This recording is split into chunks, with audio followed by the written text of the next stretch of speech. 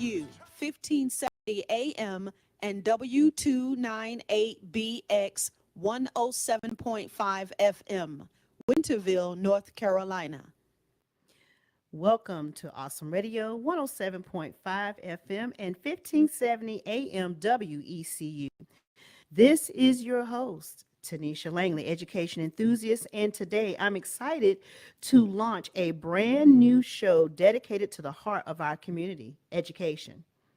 It's called Let's Talk K-12 Education, and it's a platform where we'll be diving deep into the world of K-12 learning. We'll explore everything from current trends and best practices. Are you a parent, educator, or community member passionate about K-12 education? Then you won't want to miss our new show. Let's talk K-12 education. We're dedicated to exploring the diverse landscape of education, including traditional, public schools, charter schools, homeschooling, private schools, and Christian schools. Join us as we delve into the unique strengths and challenges of each. But more importantly, it's a show for you, the community. Join us on this journey, and I am proud of myself as an education enthusiast, leader, and community advocate. And please give me your prayers, good energy, and vibes with welcoming me to this new education show. Thank you so much for tuning in and listening to me on your radio dial, giving me your time and attention. I'm thrilled to be here and to launch Let's Talk K-12 Education with all of you. I'm excited to be an educational thought leader for you each week.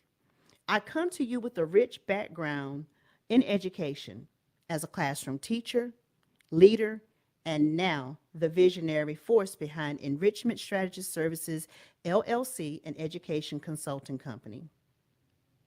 You may be asking, why do I brand myself as an education enthusiast and thought leader? I have a passion and a deep commitment to learner success. I'm more than just a curriculum and instructional specialist. I bring a wealth of experience in cohesive team building and international instructional coaching to learners in the educational landscape. I'm a lifelong learner who thrives on building relationships. I'm a wife, mother, grandmother, and a faithful member of Greenville Community Christian Church for almost 3 decades. My family and faith are central to my life, fueling my purpose and joy. I've held pivotal leadership roles within educational and corporate settings. Okay. I've obtained academic achievements, including advanced degrees in education and educational leadership, providing me with a theoretical foundation to complement my hands-on experience as an education coach and consultant. Recognizing the need for tailored educational support, I founded and established Enrichment Strategist Services, LLC. The firm offers a comprehensive suite of services, including educational consulting, academic and personal development coaching, and K-12 tutoring, innovative educational strategies, and ability to connect with a diverse range of learners, students, educators, adult, and corporate partners have been key drivers of the firm's success. So I am so excited to come to you to be a thought leader and an education enthusiast here on Awesome Radio 107.5 FM and 1570 AM on this new Let's Talk K-12 educate K through 12 education show. So, beyond professional endeavors, I'm a dedicated community leader. I actively serve on the executive board of Northern Pitt County Improvement Association, which is a nonprofit organization focused on impactful community development. Also, a committee member for the City of Greenville, MWBE, which is minority and women owned business enterprise, for this MedWeek, further demonstrating a commitment to fostering diversity, equity, and inclusion in the business world. Through these roles, I've been able to champion initiatives that drive social change and empower underrepresented groups. I believe a holistic approach integrates individualized learning methodologies with a profound commitment to community service and inclusive business practices and building cohesive teams. So, some of you may say, some of you questions, some of you, the listeners may have the questions, what sparked my passion for education? Is because I have a firm belief that education has always held a special place in my heart. I believe in its transformative power, the power to empower individuals, build stronger communities, and shape a brighter future. And that's precisely what Let's Talk K 12 education aims to do. So I'm excited to be before you today. And, as I sit here today, on the social media, hitting the airwaves, I was so excited with given the opportunity to be able to have a voice in the community, to be able to share my expertise, because we can't always take for granted that everyone knows everything that's key to education. We can't always take for granted that people know exactly what to do to bridge home and school. So one of the things in Let's Talk K-12 Education show, we're going to encompass a lot of different things starting today, Tuesdays at 2 o'clock p.m. And I am so excited to be on this journey. So as we're, embarking on this new journey, before I go any further, yes, okay, yes, for sure. Hello, caller. You are on the air. Well, hello, how are you today? I'm doing very well. How are you? Thanks for calling in. Excellent, excellent. Well, I am so glad to hear that there is a show like this, and I know you were still introducing yourself, but I didn't want my phone to ring before I got a chance to call in. So I'm like, I got to go ahead and get this in. Why come you not the superintendent of Pitt County School? Oh my goodness, you are so What? sweet and so kind. So I'll give you the skinny version to that. I just believe that, the way that I've chosen to embark on this journey just gives me more greater impact. Being a superintendent is a big, huge pair of shoes to fill. And they have the highest level of respect for me. But you are so very kind to give to think that I have such a very high offer. That is a big, big, big, big job to fill. But I can also do big things in the roles in which, God has aligned me to do. So I'm so very excited to be up on this journey, and so very excited to be here on this network, on this station, to be able to share my experiences and love and passion for education. And I am glad you're there too. It's a wonderful station.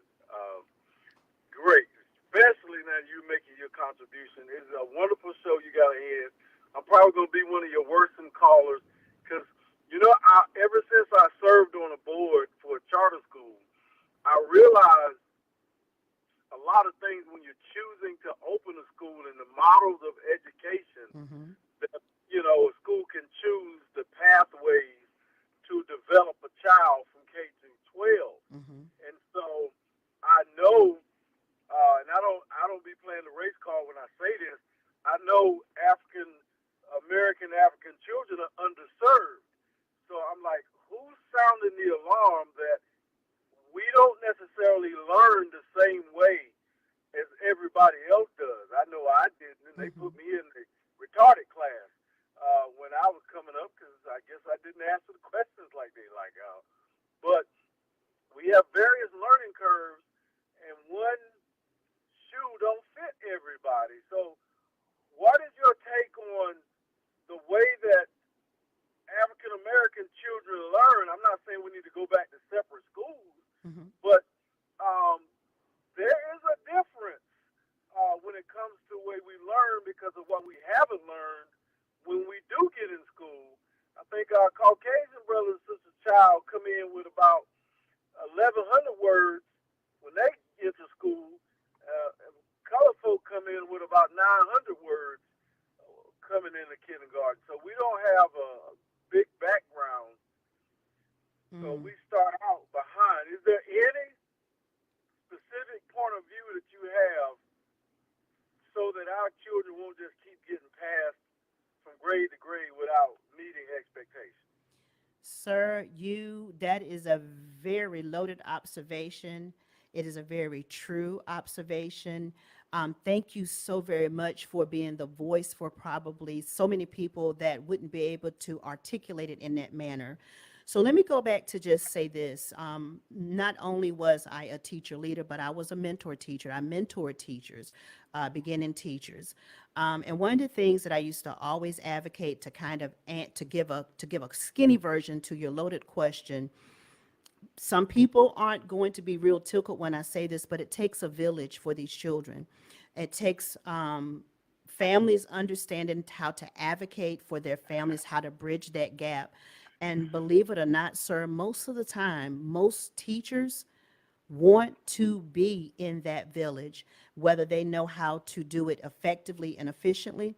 So sometimes some of the things that I'm going to address on this show are ways that parents can be successful advocates for their children to level the playing grounds and to help bridge some of those gaps, because we don't want to talk about what those gaps are indicative of if we don't close them. And we don't want to talk about what those gaps could lead to if we don't get a successful hold on bridging the gap between some of our underserved children and the children that come in, like you said, very much prepared. And I would like to also say it doesn't always mean that it's a socioeconomic situation that gives these children the upper advantage. I've seen some underserved families that live in the projects, that live in housing, that come in, their children are exactly where they need to be, or they have excelled where they need to be. And it's because they understand what they need to do to set their child or children up for success in the school systems. And it requires consistency, and it requires that we have technology at our hands. We need to be utilizing it to look up information that's right there, in our midst. It doesn't always require that we have to spend this extra money for extracurricular activities. If we can do that, that's great. So you answered a very great question. I can tell you that, yes, research does back that we come in behind the curve a little taste, but there's a way that we can utilize the tools that we have at hand, and to make sure that we're forging a very good relationship, bridging the gap between home and school with the school system. So you answered a great question, and I hope that I was able to provide some insight to help you understand that a little better, what needs to be done. So it needs to be the village perspective, and not so much what the schools can do, but how we can collaborate together to bridge those gaps. Well, I thank you. I hope that we can now, with you there and your level of insight and opportunity to answer questions that the teachers and the administrators of the school system are not on the air to answer. Thank you for being available, because we got a lot to talk about, because I think that everybody's talking about presidential elections. No, the most important political elections are our judges Mm. and our school representatives, board members. They're the institutions that are making decisions that are directing and redirecting our life long term, long prison sentences, or law enforcement engagement in our lives, locking up the fathers up or the mothers, or locking you up, making you a criminal early in life, and that school teacher who's going to give you the impression, the door to the political science or math or your career. School system is the institution that's the most powerful one.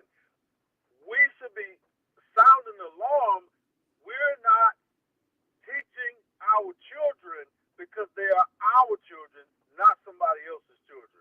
But I ain't going to put all that on your shoulders right now. But I'm not going to get mad. We send our children to another place, another race, and they taught by somebody else, and then expect different results. Then I think it's our problem that we need to take care of our children first. all my personal stuff. Thank you so much, and You I look forward to the show. You are so welcome. Thank you so much, sir, for calling in. And and take that back. You will not worry me. It's up for great conversation. Like I says, I'm a thought leader and I'm an education enthusiast, and I can education geek all day, every day. So and I think that it's very good for us to be able to inform those families so they can understand. But I want to pull back just a second about where we are in the educational landscape. Some of us are sleeping when we need to be woke. We need to be paying attention to those things that we can have some voice in, some of those things that we can be insightful in so that we can set ourselves up for success so that we are informed. So you bring about a lot of great things. So yeah, you can definitely call and we can education geek it up so that we can inform our families and the community of some ways that they can be proactive to set themselves up and these children up for success as they enter into a new, very interesting educational landscape. Well, I'm a coach, and you're an educator, but I'm gonna go with what the Bible says, and you see where my place and where my position and where I speak from comes from. The Bible says, "Train up a child in the way they should go." He didn't say, "Do you want to go here, Johnny? Do you want to do this, John? Do you want to learn this?" No, no. The Bible says, "Train up." Now you got to look that word up, or you got to go to the Strong's to find out where. All I know is it says train, and that's discipline. And we have to get it with our children before they go to school. Very true. And there has to be Yeah. routines and systems set up to add to that so that they can have consistent results. And I'm there with you. Train up a child in the way they should go. I have raised three grown children, and no matter what they do, I see that that's very evident in their lives, in the way that they're raised, even when sometimes, we don't quite understand their decisions that they're making, but they come back to foundations, especially as it pertains to the word. And don't get me going on that one, but Shucks. they come back to that, sir. But yes, sir, thank you so very much. And as the caller stated, train up a child in the way that they should go.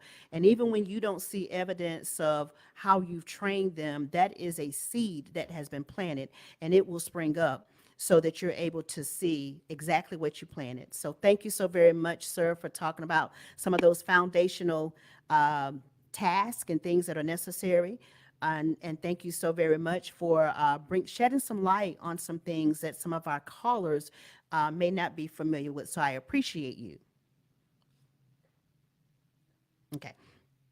Okay. So as we could see, we thank you for that caller for calling in with some great insight on what we need to do to bridge those gaps, what we need to do to set our children up for success, and how we can start. We can start right now for this new school year. In which I'll talk about that in the next segment. But the goals of this show is about four key things.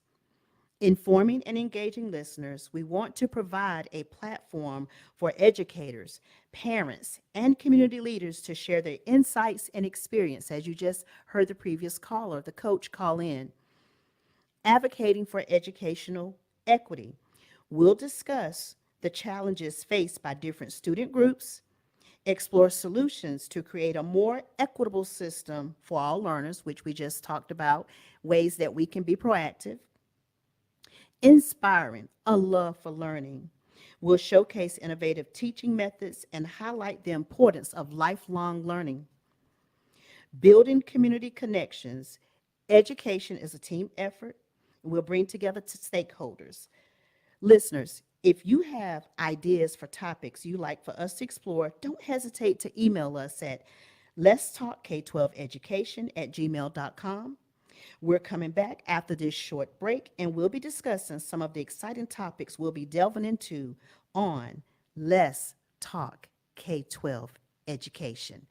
Looking forward to hearing from you as we continue to delve into the subjects and as we intend to embark on this journey together for all things talk, all things education, all things K-12. It's me, Tonitia Langley, your education enthusiast and thought leader here on Awesome Radio, 107.5 FM and 1570 AM on your radio dial every Tuesday at 2 p.m. every week. And we're looking forward to you each Tuesday, every Tuesday from this point forward. Hello, my name is Daniel from Greenville. We appreciate you for listening to Awesome Radio 107.5 FM, 1570 AM, WECU Radio in Greenville. With a Bold Steps Minute, here's Pastor Mark Job. It's like when I drop my wife off for shopping and she says it's only going to be a minute. And what seems to a minute to her turns into half hour to me. When I drop her off and I know she's going to come out with a lot of bags of stuff because she saw a sale and this was a good deal and that was a good deal. And I'm waiting in the parking lot. I'm waiting for her, but I can't really concentrate on anything well because I keep looking over there. I'm watching for her. I'm waiting, but I'm expecting her to come. I'm anticipating that she's going to come out with some bags and a big bill. And so I'm kind of waiting for her, and I want to have the car closed so I can drive up, but I'm waiting. That's the kind of waiting that God calls us to. We're waiting, but we're looking for the God signs. That's Mark Job with wisdom for your life. Hear more at boldstepsminute.org. The Western Scrub Jay. I was taking my science class on a virtual reality bird watching expedition. All of a sudden, Charlie Kane shouts, "Arr! Arr!" He had spotted the elusive black swift, a bird rarely seen in the wild. For a brief moment, Charlie had not the eyes of a 9-year-old boy. He had the eyes of an eagle. Teachers just have better work stories. Find out how creative teaching can be at teachdfw.org. Brought to you by Teach and the Ad Council. You're listening to Awesome Radio, WECU 107.5 FM, 1570 AM. Christian media with the spirit of excellence. Welcome back to Awesome Radio. I will give you wonderful listeners a sneak peek at some of the topics we can expect on Let's Talk K-12 Education. We'll be discussing some things like the impact of technology in the classroom, social emotional learning and student well-being, supporting diverse learners and fostering inclusion, engaging parents and families in their children's education, preparing students for the future workforce. We will also be covering some broad topics, such as the future of education, as in we will be exploring trends like personalized learning, AI integration, and STEM education, parental involvement, discussing effective strategies for parents to support their child's education, teacher burnout, and retention, addressing the challenges faced by educators and potential solutions, school safety, examining current safety protocols, and exploring innovative approaches. The digital divide, discussing the impact of technology access on student achievement. We'll be talking about some specific topics like the roles of arts and humanities in education, highlighting the importance of a well-rounded curriculum. You know, we all know due to funding, sometimes some of those are the first to be cut out. We'll be discussing that. Early childhood education, discussing the critical importance of early intervention and quality preschool programs. Special education, exploring challenges and best practices for students with special needs. Gifted and talented education, discussing the needs of high-achieving students. College and career readiness, preparing students for life after high school.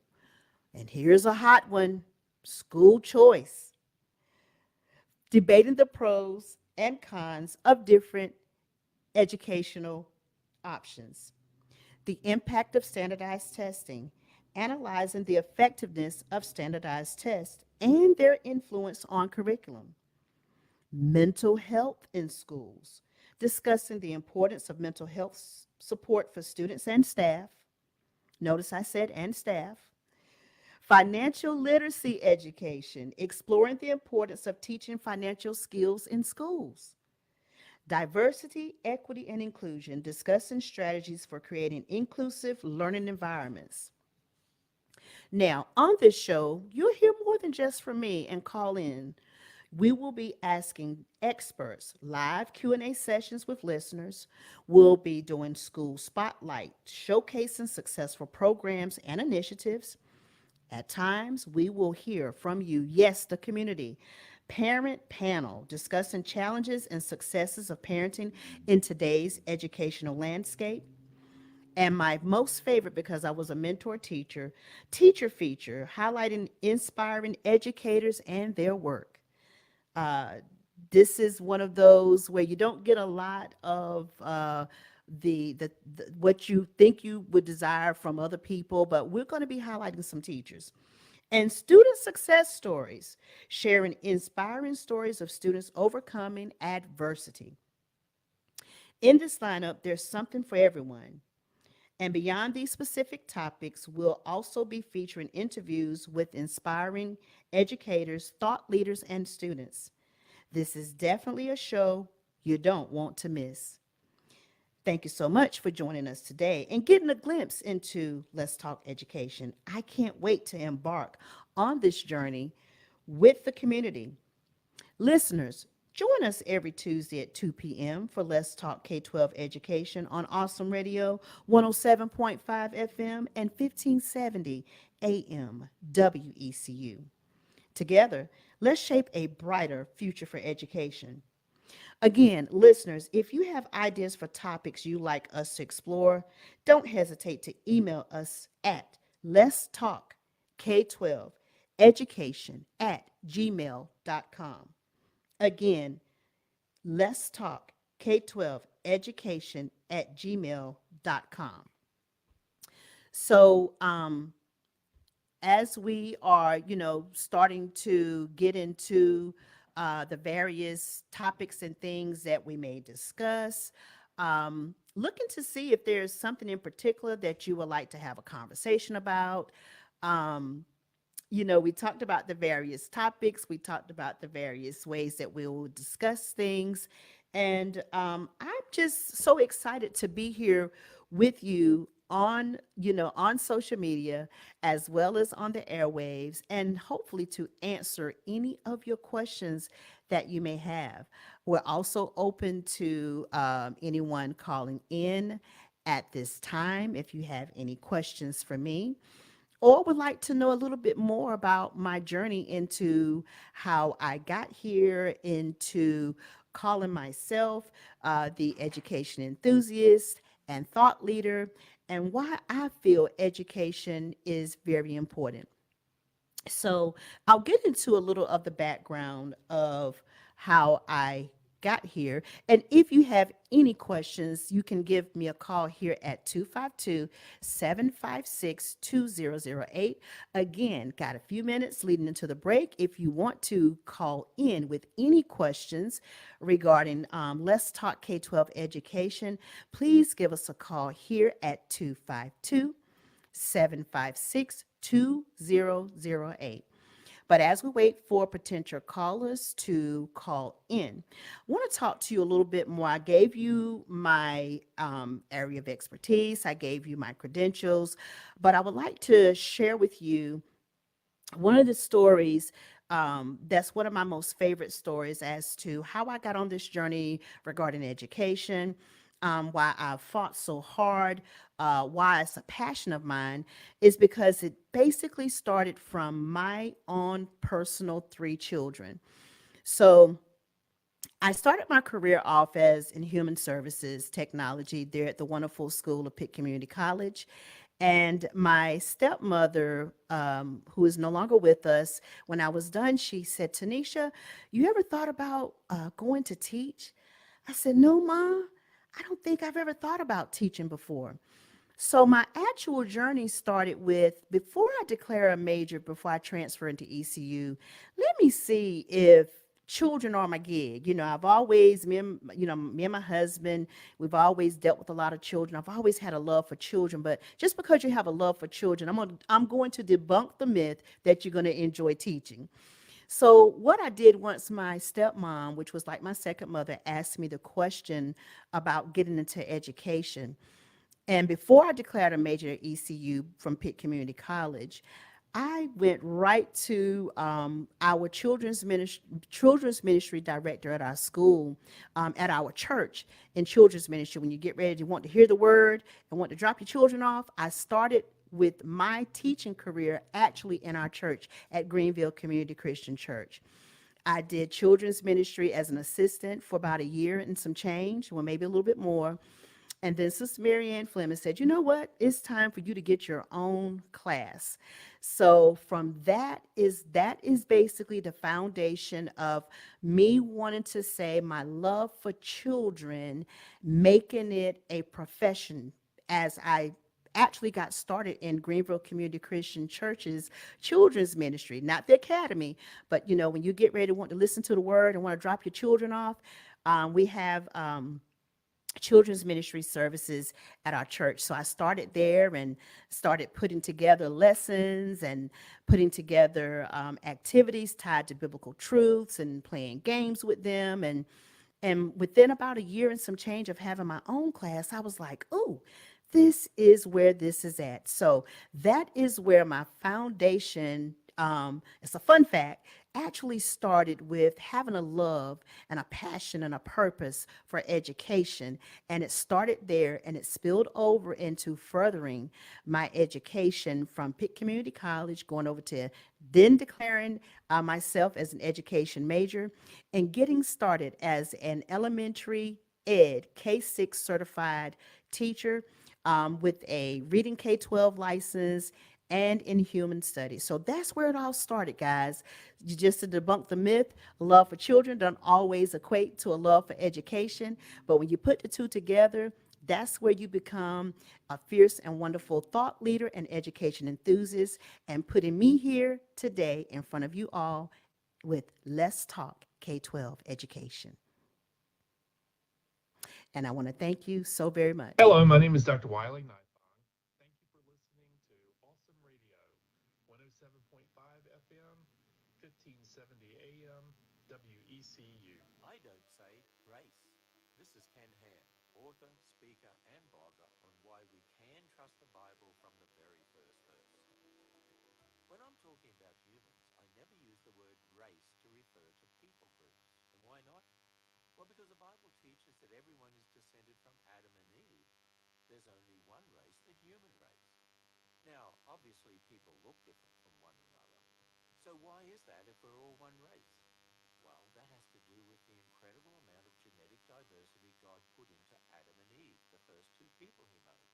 The genetic diversity means there's variation in skin shade, eye shape, and more. But because we come from one man and woman, there's only one race. So let's rid the word races from our vocabulary. Find more answers to your questions when you visit us at AnswersRadio.com. You'll be equipped and encouraged when you go to AnswersRadio.com. Okay, man, this is your time.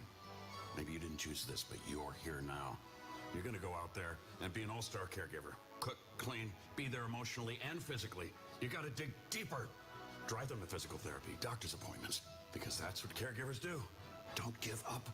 Show the world that you're tougher than tough. Caregiving is tougher than tough. Find the care guides you need at aarp.org/caregiving. Brought to you by AARP and the Ad Council. Hello, my name is Hayden. Thank you for listening to Awesome Radio, 107.5 FM, 1570 AM, WECU. All right, coming up on the last 20 minutes, welcome back to Awesome Radio, 107.5 FM and 1570 AM WECU. As we gear up for the new school year, we're diving deep into the world of K-12 education with our special series, Back to Better, Back to Basics, Back to School 2024-2025. Today, we're focused on providing you with practical tips and resources to help your family prepare for a successful school year. I'm excited to share some helpful information with you as listeners. And as I get into this back to better, back to basics, back to the school year 2024-2025, please do not hesitate if you want to call in and chime in as a parent, as a caregiver of any children that you have at 756 2008. As a former middle school teacher and current grandmother to 8 school age G babies, I recognize the importance of creating and establishing a positive, productive, sturdy foundation for a new school year. Now, before I get into the logistical part of this, let me just say the key word is new, N E W, not I knew it, KNEW, but new, NEW. What happened last year is last year. What happened during summer school was during summer school. One of the key things that I learned, being an educational leader in my career, was the key thing. It is such a powerful and simple thing to start new. Doesn't matter how hard it was the previous year, doesn't matter how difficult you may have had during the summer schools, if they were in summer schools. The key word is new, NEW, not new as in KNEW, but new, starting off new. So let's start with the basics. Here are some essential steps parents can take to prepare their children for the new school year. Establish a routine. Create a consistent sleep schedule and a structured daily routine to ease the transition back to school. Now, let me go ahead and chime in right here. Whatever date your date is, what I used to do when I was raising my children and in being in a supportive role to my grandchildren with my grown children is telling them at least a week or two before their actual start date is you want to start it now. Whatever it is that you're desiring them to do, a set routine, go ahead and start it now so they're adjusted and not adjusting the first day of school, okay? Organize supplies. Make sure your child has all the necessary school supplies. And if you are needing support and help, I don't really know of any organizations. I know we had a backpack that we gave away at some point in time, but reach out to some of your local area churches or Salvation Army. One of the key things I think I mentioned before on another show was check out your local yard sales. If you're running tight for money and need to have multiple children and need us help and support with school supplies. Set goals. Work with your child to set academic and personal goals for the year. Personal goals is just as important as academic goals. If your child is struggling in an area, it's not going to be very helpful for you to just focus only on academics. It may give you the negative results that you don't desire. So make sure you're equating them into the process as you're trying to get ready for a new NEW year. This is a huge one. The caller that called in earlier, the coach called in earlier, and I'm going to address it. Communicate with your teachers. Build a strong relationship with your child's teacher early on. Guys, I can't stress this enough as a former teacher. The sooner that you do this, the more proactive you are, the more successful you're going to be. The more responsive that teacher, that school, that administrator is going to be if you go ahead and communicate. Please do not wait until there's a problem or an issue. Go ahead and set your relationship and your child up for success with communicating very on. Most school systems now have it where they've got text systems in place, they've got email systems in place. So if you're not one, you don't want to do a lot of chit chatting on the phone, you don't have to. But start off with something as simple as, "Hey, how you doing, Miss Langley? This is George and Tonitia Langley, the parent of George, Tasha, and Ajma Langley. So very excited for a new school year. Please do not hesitate to reach us out on these numbers. We communicate best via text first. So kind of establishing how you can successfully communicate is key, okay? Now, it's important to create a positive learning environment at home. Here is what parents can do to support their child's education. Create a study space. Designate a quiet area for homework and studying. I know as an academic coach, because I didn't teach during the pandemic, but these are things that I've heard in some of the educational spaces that I've been in. Sometimes it can be a little challenging when you're trying to provide services or to provide curriculum instruction to a child, and there's some things happening in the background. So make good use of the space that you have. You may not have all this extra room. That's okay. I have a prayer space located in a very interesting space in my house because my house is now consumed.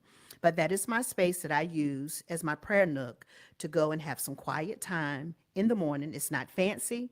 It has a stool and a light and no table. So I share that in transparency with you that, guys, stop looking at what someone else has and does, and create the space, create what yourself for success with your kids with what you have. Okay, limit screen time.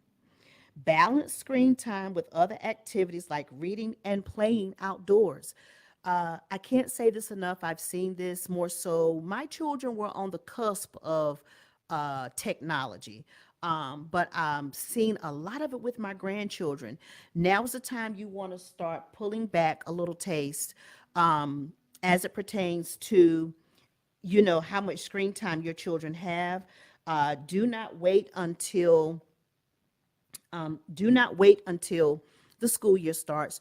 Go ahead and start limiting that screen time and verbalizing what the expectations are. So, for instance, Mike, okay, we're getting ready to go back to school. So what we're going to do is, I know, you've had some time during the summer, unlimited screen time, but starting on Monday to get you ready for school, to set you up for success, you're going to have to turn in your phone or iPad or cut your game off at 7:30, 7:45.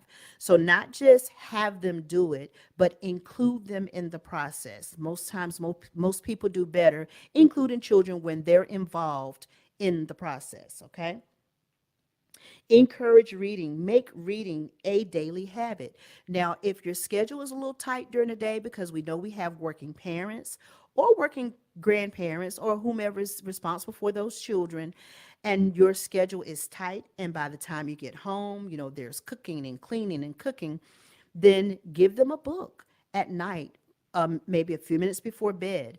And do not feel guilty if you can't go in and actually read the book with them, but create a quick reading log to say, okay, Michael, I want you to, here's a log, here's a date, here's a time. I want you to put down the book. I want you to put down, you start on page 12, and I want you to read for 10 minutes. I'm going to set a timer, or however which way you do it. And that's basically something that teachers call reading logs. So don't feel bad if you can't, because the way that your schedule is fixed, that you can't have that one-on-one reading time with your children. Do the best you can with what you've got, okay? So encourage that reading. And if you can't read with them, help set them up a reading log on a piece of paper to say the date, the time, and how many pages that they read. Okay? Next thing is get involved. Volunteer at school or attend parent-teacher conferences. I can't say that enough. Going back to the call of the coach that called in, there is a way, guys, that it's a way for you to be successful, to be an advocate for your child, and it's a very good feeling for your child to look up and see you in the audience, or see you at a game, or see that you made parent teacher conference, or see that you attended a virtual event that they had. Get involved. I will tell you, as an educator in a public school setting, there are so many ways that you can get involved, so many ways that you can stay abreast of what's available. You can get, there's Dojo, there's actually looking up your child's school on the website. Most schools will put the events that they have coming up. So you want to get involved and be realistic in how you can be successful, because at the end of the day, most of the time your children aren't going to care if you're able to show up 50 times, 100 times, or 5 times. That 5 times can make the world of difference if you weren't involved the previous year. So it's about setting yourselves up for success, trying some new things in EW, and get involved. Technology plays a big role in education today. Here are some helpful tools and resources parents can utilize. Explore educational apps that align with your child's curriculum. So, in an effort to, because this is a community based and we know we've got people from the haves and the haves nots, I'm always going to go from the standpoint of working with what you have in your midst, in order so that this is an equitable exchange for all of my families in the communities that's involved. So, I'm going to provide you with 3 equitable educational apps. Equitable educational apps focus on providing equal access to learning opportunities regardless of socioeconomic status, race, or disability. And here are 3 examples. So if you need to take a minute to get your pad and paper, pencil, get your notes open to your cell phone, I'm getting ready to provide you with some titles. And I won't have the website, but if you put them in your search bar, that information should pull up. So give you just a second to grab those items. Again, this is equitable educational apps across the board that you should be able to, if you have access to a phone or a laptop, you should be able to utilize these tools. So we'll start here. Number 1, Khan Academy, KHAN Academy. Why it's equitable? It offers free, world-class education for anyone, anywhere. It provides personalized learning paths, catering to different learning styles and paces. Key features: video tutorials, practice exercises, and assessments across a wide range of subjects. Again, Khan Academy, KHANACADEMY, excuse me. Here's another one, Duolingo. Why it's equitable? Makes language learning accessible and engaging for all.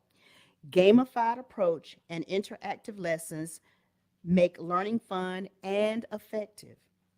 Key features: language learning through games, exercises, and real-world conversations. Again, Duolingo, Duolingo. Again, another equitable educational app. Here's a very, very popular one that a lot of educators use in the classroom, and children will have positive behavior, turn in their work and everything to play this, and it is called Kahoot, Kahoot. I've even utilized those sometimes in some of our family gatherings. Why is it equitable? It creates a collaborative and engaging learning environment. Gamification and real-time feedback can boost student motivation and participation. Its key features: game-based learning platform where you can create quizzes and polls for interactive lessons. These apps prioritize inclusivity, accessibility, and personalized learning, make them valuable tools for creating equitable educational experiences. Again, I'll go through the list before I move forward to the next set of tools and resources to make you have a great new school year. Khan Academy, KHAN Academy. Number 2, Duolingo, Duolingo. And the last one is Kahoot, Kahoot. 3 equitable educational apps that should be very easily and accessible. Here are some online learning platforms. Utilize online resources for extra practice and enrichment. Number 1, Common Sense Media. Why it's equitable? Offers unbiased reviews and ratings of media and technology for all ages. It provides parents with tools to help their children navigate the digital world safely and responsibly. Key features: age-appropriate ratings, reviews, and tips for parents, educators, and kids. Again, an online learning platform is Common Sense Media. Number two, this is right on your TV. I grew up to this. PBS Parents. Well, again, PBS Parents. Why it's equitable? Offers free, high quality educational resources for parents and children. It focuses on early childhood development and learning through play. Key features: games, activities, articles on a variety of topics, including literacy, math, science, and social and emotional learning. Again, that could be something that's during their learning, their reading time when they get ready to go to bed. You can pull it up, have them do that, and that could count as some of their literacy if you're not able to do the one-on-one reading with them. Number three, another online learning platform, Khan Academy Kids, KHAN Academy Kids. Why is equitable? It provides free, FREE, engaging learning for young children. It focuses on early learning skills and is designed to be accessible to all learners. Key features: animated characters, interactive games, and educational videos. These platforms prioritize accessibility, diversity, inclusivity, making them valuable resources for families to support their children's education. Last but not least, three K-12 activities for families at local libraries. Guys, do not sleep on your local libraries. Every municipality, every little town has a library that you ride past every day. So let me give you some resources that you could look up this school year in order to help your children have a better back to school experience. Number one, Family Literacy Hour. Description: a dedicated time for families to engage in shared reading, storytelling, and literacy activities. Storytime sessions, book discussions, writing workshops, and craft projects related to books. STEM exploration workshops. Description: hands on activities that introduce children and their families to science, technology, engineering, and math concepts. The benefits: it develops critical thinking skills, fosters creativity, and encourages problem solving. Number three, another possible activity for your local libraries, movie and discussion nights.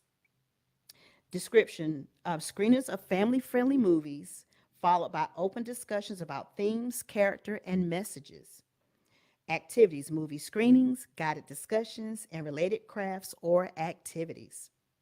It promotes critical thinking, encourages empathy, and builds community connections. So these are some of the ways that you can be proactive in your approach as it pertains to making your students have a better after school experience, better back to school for the 2024-2025 school year, and definitely making sure that we are taking care of our children's mental health by open communication, modeling healthy coping skills, encourage physical activity, and seeking professional help. As we wrap up, back to better, back to basics, new school year, final tips for parents. Out of all of these resources, tools, and tips that I provided, here's the most important one: lean in and adjust your volume. Remember, every child is unique. Find what works best for you and your family and create a supportive and learning environment.